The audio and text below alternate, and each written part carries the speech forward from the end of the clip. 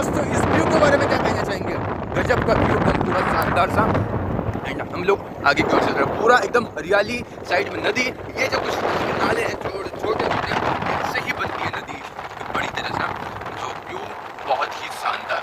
और इस गांव का क्या नाम है ये आप लोग बताइए अब कमेंट के अंदर।